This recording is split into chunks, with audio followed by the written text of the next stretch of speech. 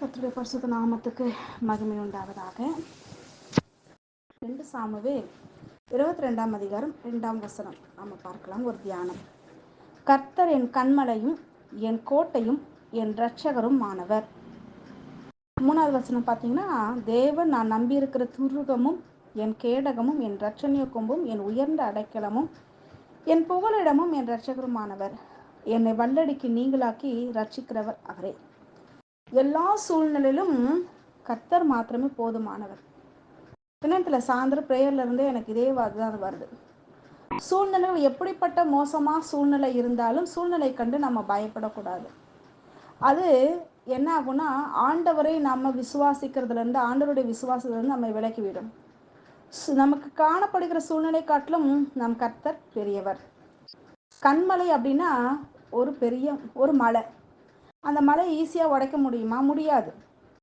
அப்போது நம்மளுடைய கர்த்தர் நமக்கு கண்மலையை போல இருக்கிறார். அவர் கண்மலை, நம்மளுடைய கண்மலை அவர் தான். ரட்சணிய கோட்டை அவர். நம்மை சுற்றி நம்ம ரட்சிக்கிற கோட்டை. ஒரு கோட்டைக்குள்ளே ஈஸியாக யாரும் உள்ளே நுழைஞ்சிட முடியாது. ஃபுல் பாதுகாப்பு, ப்ரொடெக்ஷன் இருக்கும்.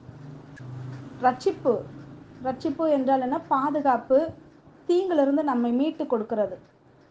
அப்படிப்பட்ட ஒரு தேவனை நாம் கர்த்தராக கொண்டிருக்கிறோம், தேவனாக கொண்டிருக்கிறோம். எவ்வளோ பெரிய பாக்கியம் இல்லையா? எந்த சூழ்நிலையும் நாம் கலங்கிடக்கூடாது.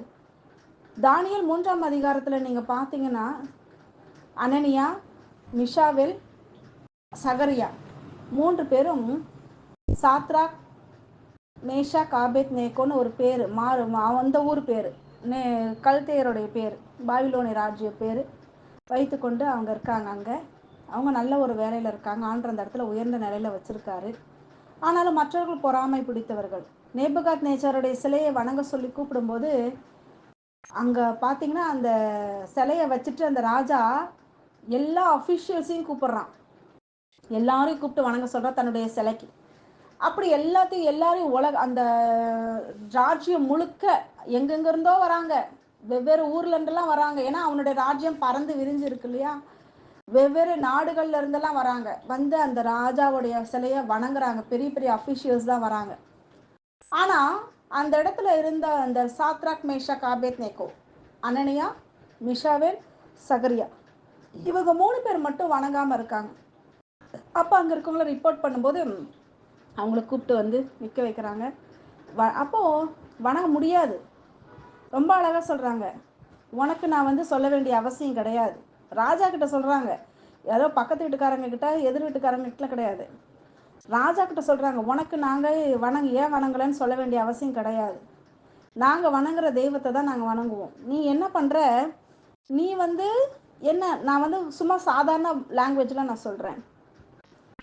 நான் வணங்குற தெய்வம் எங்களை காப்பாற்றுதோ இல்லையோ அதை பற்றி எங்களுக்கு கவலை கிடையாது.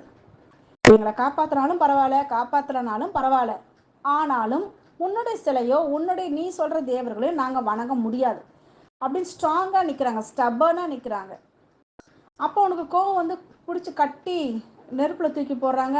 3 பேர் 4 பேராக மாறுறாங்க. தேவதூதருக்கு ஒப்பானவராக வந்து வராங்க. அவங்கள வெளியே வர சொல்கிறாங்க. வெளியே வந்து சொன்னோன்னா அவங்க முடி கூட கருகலை, அவங்க துணி கூட என்ன ஆகலை, அந்த நெருப்பு வாசனை வரல. அப்படி ஒரு ரட்சிப்பை நாம் பார்க்குறோம். பாவத்திலிருந்து விடுதலை கொடுக்கிறது ஒரு ரட்சிப்பு. பொல்லாத சூழ்நிலையிலிருந்து நம்ம விலக்கி நமக்கு எந்த சேதமும் ஆகாமல் பாதுகாப்பது ஒரு ரட்சிப்பு.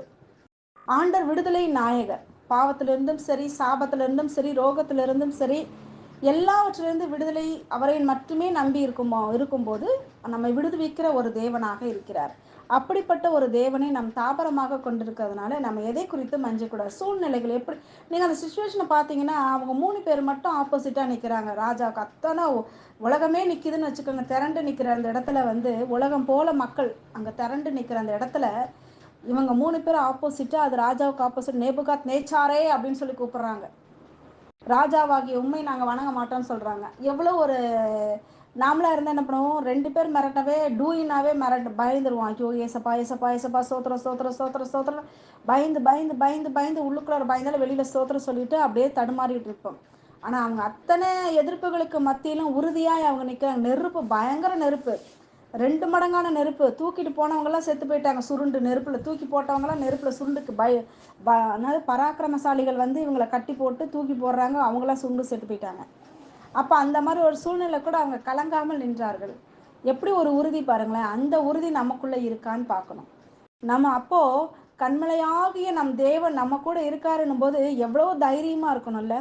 நாம் அந்த தைரியத்தோடு இருக்கிறோமா எல்லா சூழ்நிலையிலும் என்று பார்க்கணும். சில நேரங்களில் கலங்கி தவிக்கிறோம் நம்முடைய மாம்சம், சில நேரம் வேதனைப்படுகிறோம் நம்முடைய மாம்சம். இந்த மாம்சத்தை கர்த்தர் நம்ம ஆவியானவர் தாமே நம்முடைய மாம்சத்தை அவித்து போடத்தக்கதாக ஒப்பு கொடுத்து நம்ம ஜெபிக்கணும். கர்த்தர் தாமே பெரிய காரியங்களை நம்முடைய வாழ்க்கை ஒவ்வொருத்தருடைய வாழ்க்கையிலும் செய்வாராக. ஆமென்.